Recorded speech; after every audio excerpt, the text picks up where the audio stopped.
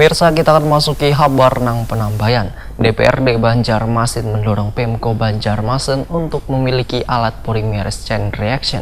Apalagi peningkatan orang nang terpapar virus corona sangat signifikan, sehingga perlu mempercepat adanya jaminan kepastian hasil swab.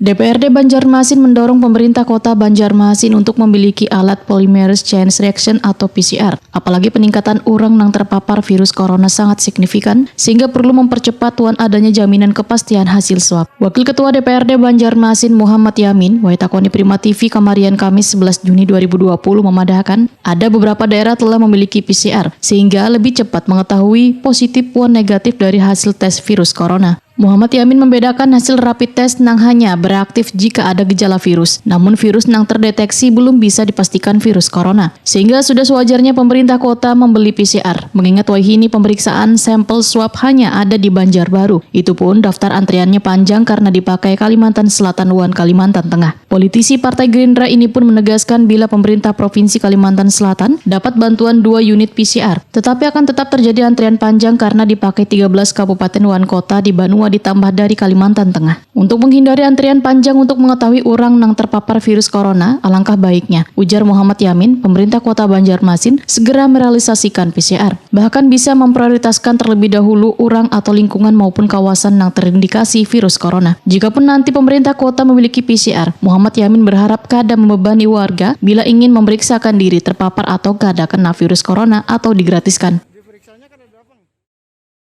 Entah nih, tapi kalau dengan alatnya PCR itu memang tidak ada media, hanya cuma diambil secara sampelnya diambil, dimasukkan ke alatnya, berarti kan hanya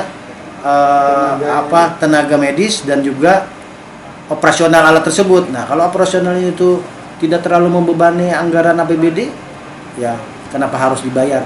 Harus dengan membayar kan? Kalau itu bisa tidak terlalu membebani APBD pemerintah Kota Banjarmasin, ya kita gratiskan untuk warga kita. Namun sekali lagi kita harus mengutamakan kepada orang-orang yang terindikasi. Orang-orang yang terindikasi ini yang harus kita dahulukan. Sebelumnya, Kepala Dinas Kesehatan Banjarmasin Mahli Riyadi memadahkan untuk swab PCR pihaknya memiliki keterbatasan SDM untuk melakukan PTM atau media penyimpan hasil lendir.